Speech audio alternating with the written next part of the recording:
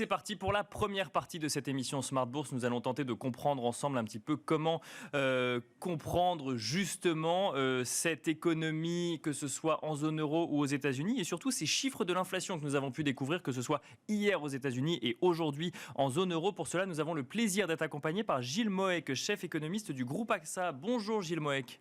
Bonjour. Merci d'être en duplex avec nous. On a découvert ce matin donc un chiffre d'inflation en zone euro qui continue sa progression à 8,6% sur un an en juin.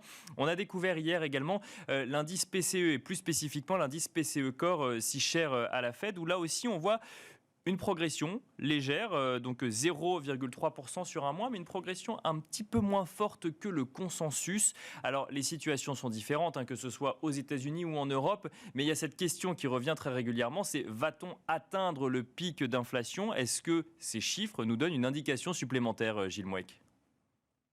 La nature de l'inflation est assez différente toujours entre les États-Unis et la zone euro, puisque lorsqu'on regarde un peu le détail des chiffres dans la zone euro, on a toujours une inflation qui reste essentiellement tirée par l'alimentaire et par l'énergie. C'est-à-dire que si vous enlevez ces deux composantes, on tombe à 3,7% de glissement annuel, on était à 3,8% le mois prochain, le mois d'avant. Donc ce chiffre, il est spectaculaire mais dans la zone euro, mais il n'est pas le reflet d'une surchauffe de l'économie européenne. Si c'était le cas, on verrait l'inflation sous-jacente qui continue mois après mois à accélérer, ce qui n'est pas le cas. L'inflation reste trop forte, bien évidemment. Ça appelle une réaction de la part de la BCE, si ce n'est pour essayer de maintenir les anticipations d'inflation à long terme ancrées. Mais il n'y a pas vraiment de surprise à avoir. On savait qu'on avait cette pression continue sur les prix d'énergie et sur les prix alimentaires. Ça va probablement continuer dans les quelques mois qui viennent. Et compte tenu des effets de base, même s'il y avait stabilisation des marchés de gros de l'énergie dans les mois qui viennent, et on semble avoir quelques éléments de ce côté-là, côté pétrole, c'est beaucoup moins vrai côté gaz, on aurait de toute manière la poursuite d'une contribution positive de l'énergie au glissement annuel des prix de la consommation jusqu'à au moins le début de l'année 2023. Donc voilà, on sait que l'inflation est forte, on sait aussi pourquoi, et moi ce qui m'intéresse beaucoup en fait c'est moins l'inflation totale que la trajectoire pour l'inflation sous-jacente.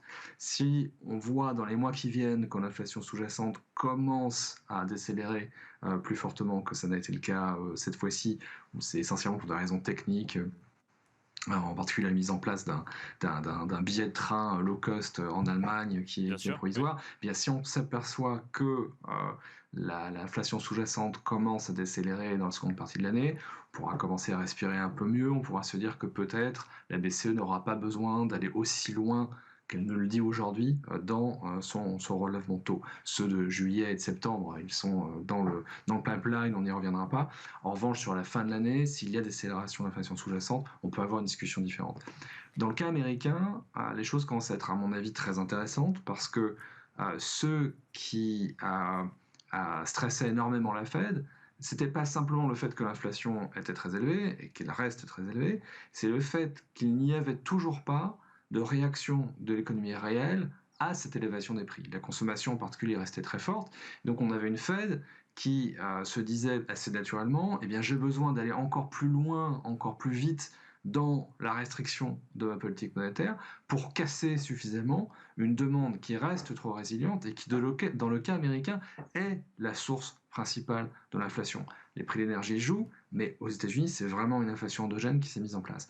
Et là, les toutes dernières données sur la consommation des ménages en particulier, c'est ça à mon avis qui était la grande information d'hier, plus que le déflateur de la conso, puisqu'on avait déjà l'indice des prix à la consommation pour le mois de mai, c'était davantage une confirmation. Mais la vraie information, c'est que la consommation des ménages commence à ralentir très fortement, elle a même baissé au mois de mai, et ça ce serait le signal que ça y est, ces forces stabilisatrices entre guillemets de l'inflation sont en train de se mettre en place. Les gens ne souhaitent plus tirer autant qu'ils le faisaient sur leur épargne accumulée pour maintenir un niveau de consommation très élevé. Et ça, on l'espère en tout cas, dans la seconde partie de l'année, ça devrait permettre graduellement de faire ralentir l'inflation américaine.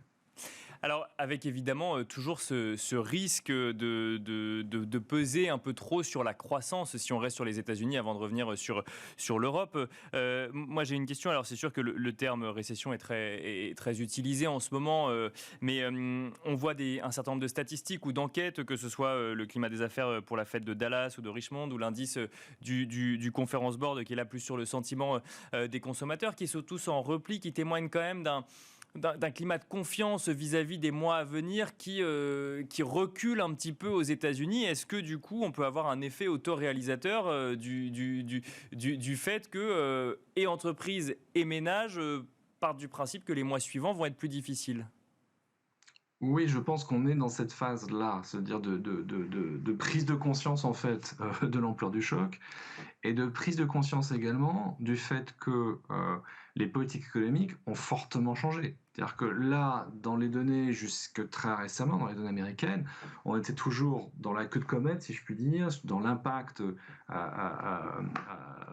retardé d'une politique budgétaire qui, jusqu'à l'année dernière, était extraordinairement accommodante, d'une politique monétaire qui était elle aussi extraordinairement accommodante. Là, on rentre dans une situation où les ménages non plus ces stimulus budgétaires continus, ces chèques versés régulièrement pour maintenir leur pouvoir d'achat. D'ailleurs, les Américains font beaucoup moins que les Européens dans la gestion du choc inflationniste pour le revenu des ménages. Donc ça, c'est un élément de soutien qui disparaît. Deuxième élément de soutien qui disparaît, on a maintenant une politique monétaire qui se durcit très vite, et au-delà même de ce que la Fed fait en réalité, eh bien le marché l'anticipe tellement qu'on a déjà eu une révision à la hausse très forte, par exemple des coûts de refinancement des entreprises. Bien sûr. Alors la situation financière des entreprises américaines est plutôt bonne, elles peuvent gérer une élévation des coûts de refinancement qui sont quand même passés assez brutalement d'à peu près 2,5% à 5% pour les signatures investment grade, mais ça commence à faire mal. Et au-delà de ça, vous avez ces phénomènes mécaniques qui viennent du fait que l'inflation érode le pouvoir d'achat des ménages, il y a des limites à ce que les ménages peuvent consentir en termes de réduction de leur taux d'épargne pour gérer cette diminution de revenus, ça commence à mordre. Du côté des entreprises, on commence à avoir également des inquiétudes sur la capacité à maintenir les marges. Parce que si vous avez une augmentation du prix de vos inputs, parce que les prix de l'énergie restent très élevés, parce que le prix de beaucoup de matières premières reste très élevé, et que ça devient plus compliqué de passer ces augmentations de prix de vos inputs dans vos prix finaux parce que les consommateurs commencent à devenir grognons, eh bien ça vous amène à réduire la voilure sur deux éléments, l'investissement probablement, moi je m'attends à des choses assez désagréables dans la seconde partie de l'année aux États-Unis, mais aussi peut-être l'emploi. Et on commence à avoir des indicateurs avancés, par exemple les intentions d'embauche dans les enquêtes auprès des entreprises, qui nous disent que cette espèce de phase euphorique du marché du travail américain est en train de se refermer. Alors, sur les sujets d'inquiétude, il y a aussi cette compréhension un peu du nouveau monde économique qui s'ouvre. Alors, je ne sais pas si vous voyez ça comme un nouveau monde, mais on entend Jérôme Powell qui met en garde effectivement sur les conséquences sur la croissance et la productivité d'un monde un peu plus morcelé en camp géopolitique ou économique. Christine Lagarde qui nous explique que les niveaux d'inflation pré-Covid ne sont pas de retour tout de suite, et du coup on a un peu l'impression qu'on ne sait pas comment entreprises ou investisseurs vont pouvoir se positionner dans un monde qui se transforme également, Gilles Mouek. Non, ce sont des sources d'inquiétude relativement nouvelles. Moi, je reste assez circonspect quand même sur ces idées de nouvelle ère, de nouvel âge. C'est sans doute un effet de l'âge, mais je suis de moins en moins certain que les modifications historiques sont perceptibles à très court terme par les acteurs eux-mêmes. Plus on pense qu'on change d'air, le plus on reste probablement dans l'ère dans laquelle on est déjà. Mais un élément quand même sur la déglobalisation. Il faut être un peu subtil, je crois, là-dessus. C'est-à-dire que moi, je crois qu'effectivement, on va vers un découplage des relations financières assez accusé, parce que stratégiquement, ça devient de plus en plus compliqué pour des opérateurs occidentaux de se mettre à risque, par exemple, sur certains secteurs chinois. On l'a vu l'année dernière. Donc, qu'on ait cette déglobalisation financière, c'est tout à fait probable. Est-ce que ça ira jusqu'à une déglobalisation des relations commerciales, des échanges de biens? Ça, j'en suis un peu moins certain. Et moi, je trouve frappant qu'au moment où on discute de déglobalisation, au moment où les États-Unis cherchent à attirer l'ensemble des pays occidentaux dans une relation très, très dure, très hostile vis-à-vis de la Chine, en même temps, Joe Biden parle de réduire les droits de douane sur les produits chinois, Bien parce que sûr. bien évidemment, le retour dans l'inflation crée cette tentation parfaitement compréhensible de réduire les coûts d'importation. Donc attention, cette espèce d'évidence de la déglobalisation, oui, sans doute sur les relations financières, sur les relations commerciales, honnêtement, je demande à voir. Alors justement, vous mentionnez la Chine et on finira là-dessus. Alors on voit effectivement une réouverture très progressive de l'économie chinoise. On a notamment évoqué cette semaine un allègement de la quarantaine pour les étrangers sur le sol chinois. Donc on reste quand même sur une politique zéro Covid très forte, mais une volonté quand même de réouvrir et de relancer la machine économique chinoise. Est-ce que ça peut avoir un effet positif justement sur cette reprise mondiale, sur la croissance mondiale en 2022 ou en 2023 selon vous?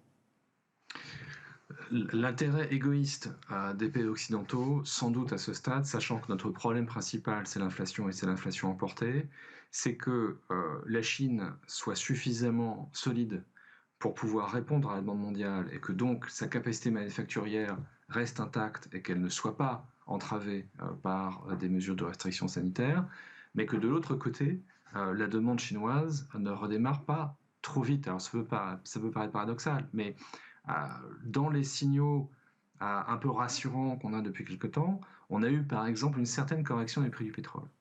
Cette correction des prix du pétrole, elle tient moins, à mon avis, aux décisions américaines, par exemple, l'utilisation des réserves stratégiques, qu'au fait que la demande anticipée, tout simplement, a été revue à la baisse.